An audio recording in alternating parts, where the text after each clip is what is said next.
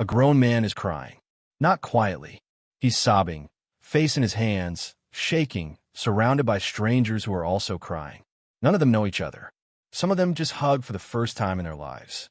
A few streets over, someone is so happy they can't breathe, and someone else is so devastated they've gone silent. Across the planet, in the same moment, more than 1 billion people feel their hearts physically race. And the cause of all of it is a piece of leather rolling across painted grass into a net. Step back for a second and let that sink in, because it's genuinely strange. Nothing changed. No one was fed.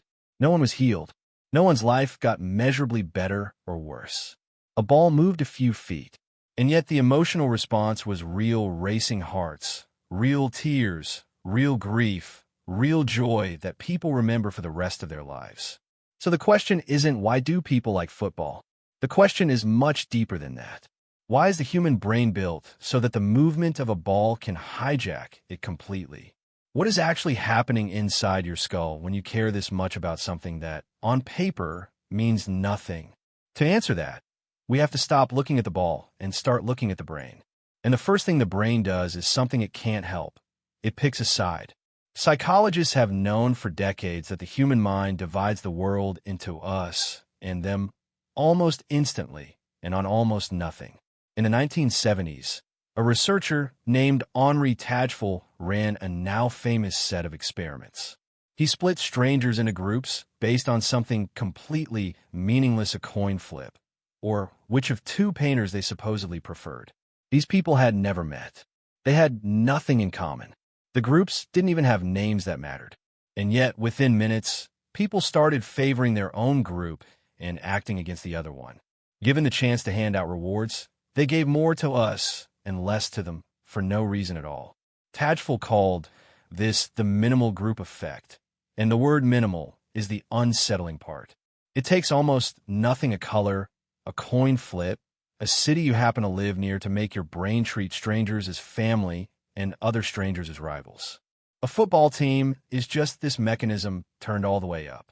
A jersey color, a city name, a crest. That's enough. Your brain doesn't need a good reason to belong to a tribe. It's been waiting your whole life for one. And that's because for almost all of human history, the tribe was everything. For hundreds of thousands of years, your ancestors lived in small groups. There were no individuals, not really. Alone, a human is one of the weakest large animals on the planet. No claws, no fangs, slow, soft. The only thing that kept a person alive was the group. Your tribe hunted for you, protected you, shared food with you, raised your children. To be cast out wasn't an inconvenience. It was a death sentence. So evolution wired a powerful reward into the human brain. Belonging feels good, and being excluded feels like physical pain. Studies using brain scans have shown that social rejection lights up the same regions as actual bodily injury. Your brain treats being left out of the group the same way it treats a wound, because for most of human history, it was one. Now put that ancient machinery inside a modern stadium. When 80,000 people sing the same song, wear the same colors, and rise to their feet at the same instant, your brain isn't watching a game. It's experiencing the most powerful signal it knows. You are part of a tribe, and the tribe is strong. That feeling is older than language. It's the same feeling that kept your ancestors alive around the fire, and your brain doesn't know the difference between a hunting band and a crowd in matching scarves. It just floods you with a reward, but it goes further than belonging. For a lot of fans, something stranger happens. The line between me and the team starts to disappear. Psychologists have a name for this: identity fusion. It's when your sense of self merges with a group so completely that what happens to the group feels like it's happening to you. This isn't a figure of speech. When researchers study diehard fans, they find that the team's wins and losses move the fans' own hormones. After a victory, fans show a measurable spike in testosterone, the same surge a player would feel even though the fan did nothing but watch. After a loss, it drops. Your body responds to the team's result as if your body were on the field.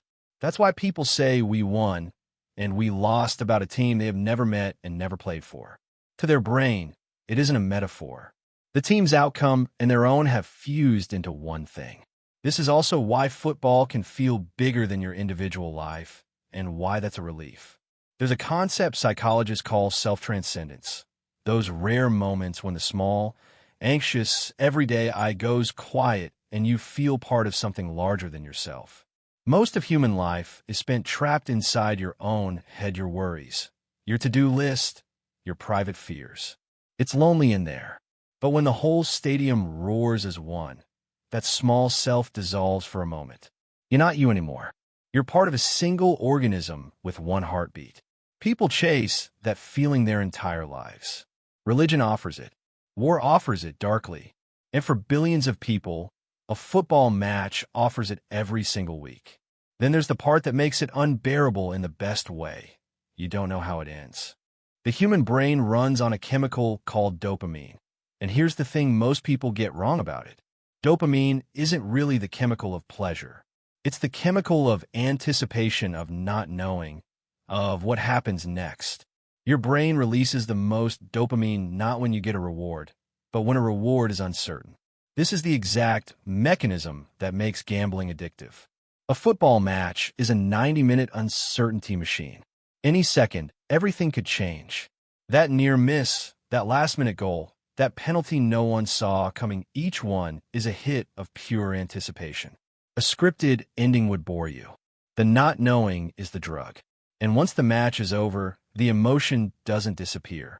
It gets stored and gets shared, and that's the final piece. Humans don't just feel things. We feel them together, and feeling them together binds us. Psychologists call it collective effervescence, the electric charge that runs through a crowd when everyone feels the same intense emotion at the same moment. It's the same force behind religious ceremonies, festivals, and rituals in every culture that has ever existed. When you grieve a loss with thousands of strangers, or celebrate a win with your father the way he celebrated with his, the emotion becomes a bond. That's why a goal scored decades ago can still bring a grown person to tears. It was never just a goal. It was the night they felt totally part of something, and the brain files those moments away as some of the most important memories a human can have. So now look back at that crying man in the crowd, and you'll see he was never really crying about a ball. He was crying because for 90 minutes he belonged to something. His small, separate self disappeared into a crowd of thousands. His body rode a wave of uncertainty and hope it couldn't control. He felt the most ancient reward the human brain can give: you are not alone. You are part of the tribe, and then, in an instant, it was taken away or handed to him. The ball was just the trigger. What moved was everything underneath it: belonging, identity, the need to be part of something bigger than one fragile human life. And here's the part worth sitting with. You don't have to like football to have this machinery inside you. You have it. Maybe yours fires for a band, a country, a religion, a family, a cause. The target is almost random. The mechanism is universal. The ball just happens to be one of the cleanest triggers humanity has ever invented for the oldest need we have. Because in the end, billions of people don't actually care about the ball. They care about not being alone. And the ball is just the simplest way we've ever found to feel, all at once, that we never were.